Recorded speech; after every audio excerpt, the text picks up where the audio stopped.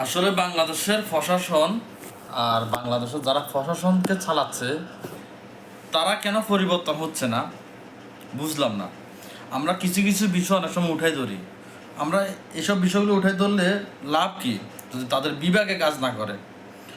আজকে একটা ভিডিও দেখলাম, ঢাকাতে মনে হচ্ছে, ঢাকাতে যেটা সিটি কর্পোরেশনের যে অভিযান চালাচ্ছে, একটা অটো রিক্সা, যেটা ওই যে ব্যাটারি চালিত রিক্সা, যারা অনেকজনে চিনেন বা কেউ কেউ অটো রিক্সা বলে, ওই যে অটো রিক্সা, একবার নতুন একটা অটো রিক্সা একজন ভাইয়ের, এটা সিটি কর্পোরেশনের গাড়ি আইসা যে বুলডুজার দিয়ে আর কি এটার ভাইঙা ঘুরা ঘুরা ট্রাকের মধ্যে উঠেতেছে।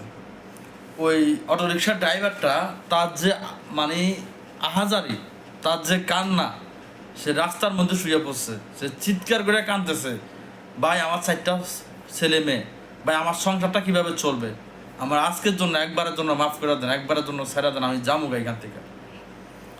এভাবে কান্নাকাটি আর চিল্লা নিয়ে, মানে যত যারা যারা এই ভিডিওটা দেখছে ওর, মানে কি বলবো, তাদের হয়তো বা অটোমেটিক চোখের মধ্যে পানি এসে গেছে গা। বা বিশেষ করে আমি নিজে ভিডিওটা দেখা মানে আমার কাছে খুব খারাপ লাগছে। ও যেভাবে ও আহাজারি করতেছে, যেভাবে কান্নাকাটি করতেছে, বারবার পুলিশের হাত পা ধরতেছে, ভাই আমার 4টা ছেলে মেয়ে, আমার 4টা ছেলে মেয়ে নিয়ে আমি সংসারটা চালাবো কীভাবে, আমার নতুন রিক্সা এটা। উনি হয়তো বা কিস্তি থেকে কোনো জায়গা থেকে লোনের উপরে কোনো কিস্তি থেকে টাকা নিয়ে হয়তো অটো রিক্সাটা কিনছে, নয়তো বা কিস্তিতে কিনছে, যেভাবে ওকে কিস্তিতে কিনছে। তো এখন উনি সংসার চালাবে কীভাবে, ওনার যে অটো রিক্সা কিনা যে কিস্তিটা নিয়েছে ওটা চালাবে কীভাবে।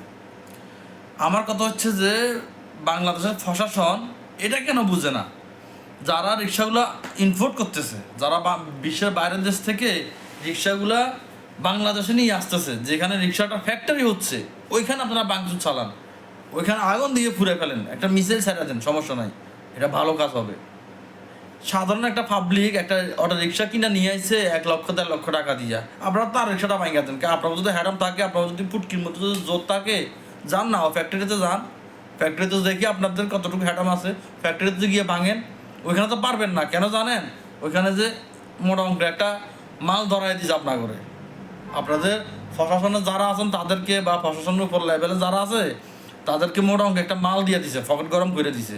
এই জন্য আপনারা ওইখানে যা পারবেন না, ওইখানে ওরকম একটা ভালো শিখতে পারবেন না আপনারা। আইসা রাস্তার মধ্যে সাধারণ পাবলিক ট্রেপিটার, আর ভাই ওরা ফ্যাক্টরিটা যদি বন্ধ করে দেন, ফ্যাক্টরি যদি না থাকে, তাহলে পাবলিকের রাস্তা যে অটো রিক্সাগুলো কিনতে পারবে না। অটো রিক্সাগুলো যদি পাবলিক কিনতে না পারে, তাহলে রাস্তাও থাকবে না। সাপোজ একটা জিনিস, আপনারা কিছুদিন পর পরে সাধারণ গরিব পাবলিক যারা আছে তাদের থেকে অটো রিক্সাগুলো নিয়ে ভেঙে ফেলেন, আবার অনেক কষ্ট করে ব্যাংক থেকে ঋণ নিয়ে আবার কিস্তি রিক্সাগুলো কিনে পাবলিকে বেচে, ওনারা কিনে আবার মাঠে আনে, আপনারা আবার ভেঙে দেন।